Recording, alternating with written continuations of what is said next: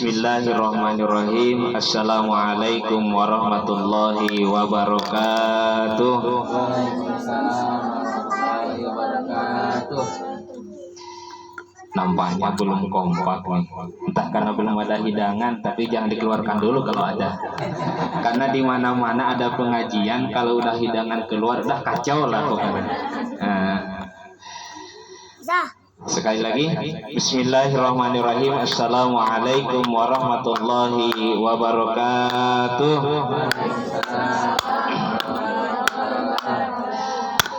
Alhamdulillahirabbil alamin. Wa bihi nasta'inu ala umuri dunya waddin. Wa sallallahu ala sayyidina Muhammadin wa ala alihi wa sahbihi ajma'in, amma ba'du. Yang saya hormati Om Beni, saya bilang Om karena adik saya namanya Beni pula. Kebetulan anak saya bilang adik saya tentu Om kan. Jadi udah nggak bilang Om, kebetulan di rumah saya juga kan gitu.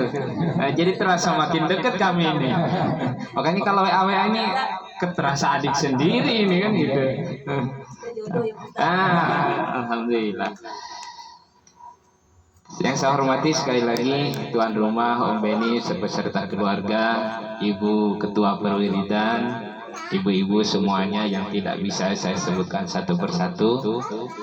Terlebih dahulu, mari puji dan syukur senantiasa kita panjatkan kehadirat Allah Subhanahu wa Ta'ala, yang mana atas kudrat dan irodatnya, atas segala anugerah yang diberikan Allah kepada kita, anugerah kenikmatan iman, kenikmatan Islam, kesehatan, kesempatan, sehingga kita masih dapat mengayunkan tangan, melangkahkan kaki ke tempat Ahlul Bait ini. Mudah-mudahan niatnya kita hadir di sini, duduknya kita di sini dinilai ibadah di sisi Allah Subhanahu wa Ta'ala. Amin ya Allah ya Rabbal alamin. Saya tidak pernah lupa-lupa, tidak pernah bosan-bosan selalu mengajak dan mengingatkan. Mari anugerah yang diberikan Allah, kenikmatan iman, kenikmatan Islam, kesehatan, kesempatan, kekayaan. Pertama, yuk kita jadikan sebagai alat untuk menyembah Allah Subhanahu wa Ta'ala. Kita jadikan sebagai alat untuk beribadah kepada Allah Subhanahu wa Ta'ala. Karena pada hakikatnya kita diciptakan itu satu, wa ma khalaqtul jinna wal insan illa liya'budun. Tidak semata-mata aku ciptakan jin dan manusia melainkan untuk mengabdi, beribadah kepadaku, kata Allah Subhanahu wa Ta'ala.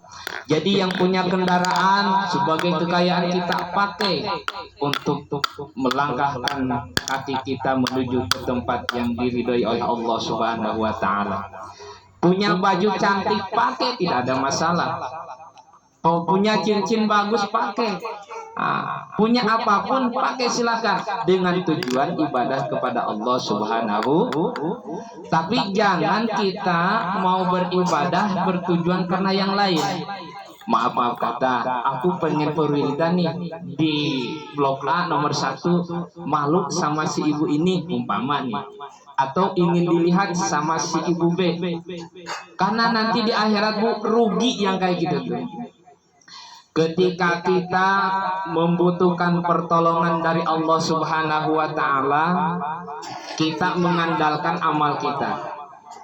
Nanti di akhirat kata Allah Subhanahu, kata kita kepada Allah Subhanahu wa Ta'ala, ya Allah tolong aku, ya Allah aku sedang membutuhkan pertolongan.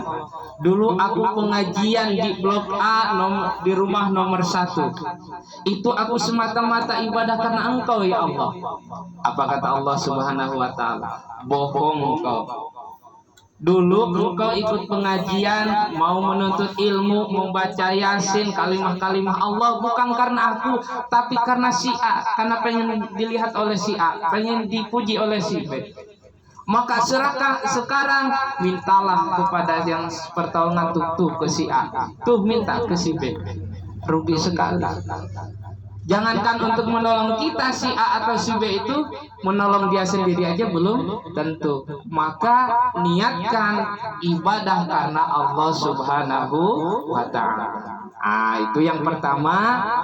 Saya selalu ingatkan, mari anugerah yang diberikan Allah Subhanahu wa ta'ala kita jadikan untuk beramal, beribadah, berbakti kepada Allah Subhanahu wa ta'ala.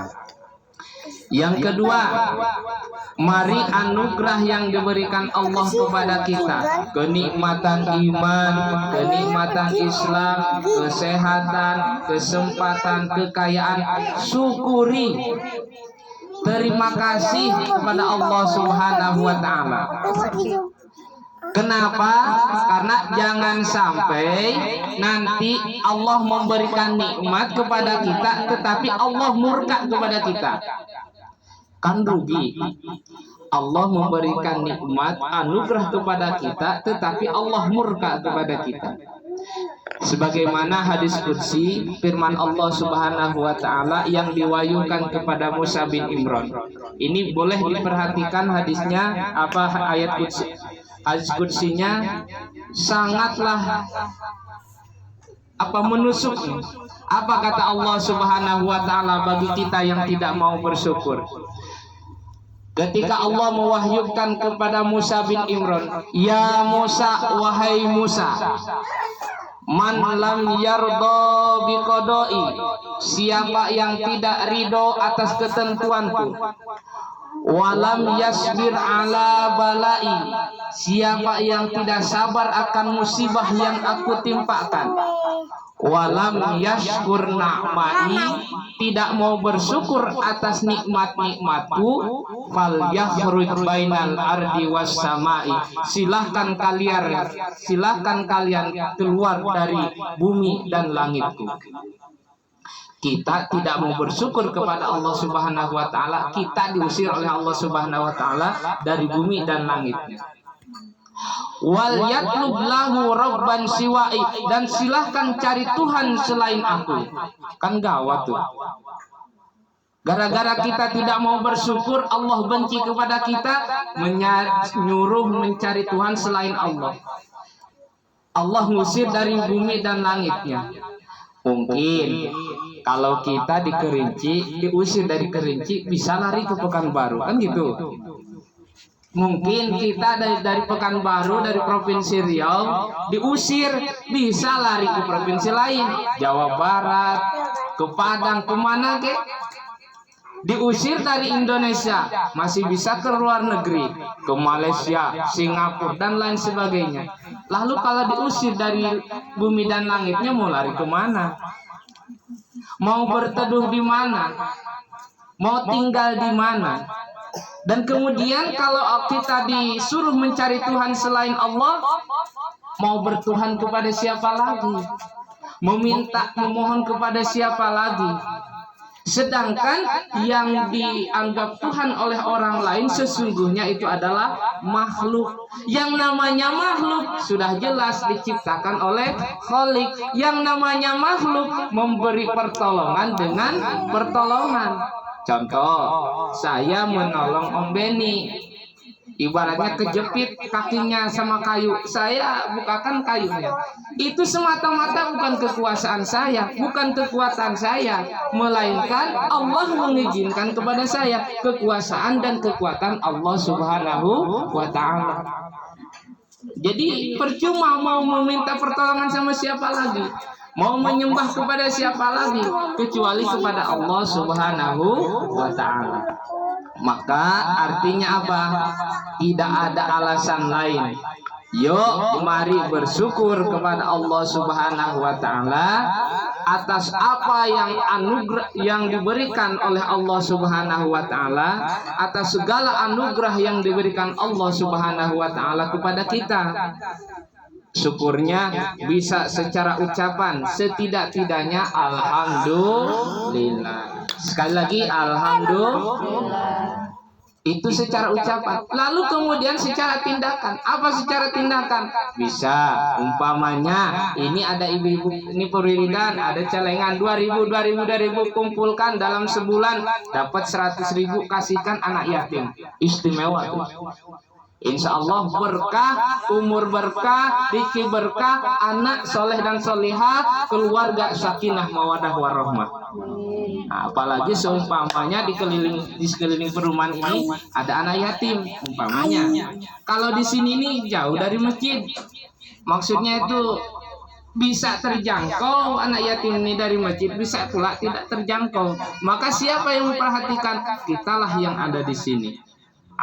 Jadi ada santunan anak yatim umpamanya, ada bantuan untuk orang yang kurang mampu. Nah, itu secara tindakan.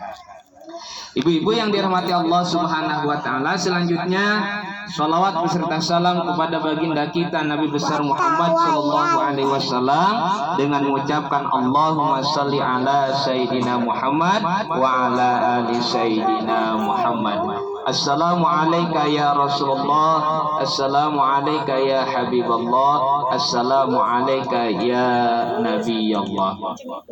Kita bersolawat sejenak ibu yuk. Sallallahu ala Muhammad, sallallahu alaihi wasallam, sallallahu ala Muhammad, sallallahu alaihi wasallam. Yuk sama-sama. Sallallahu ala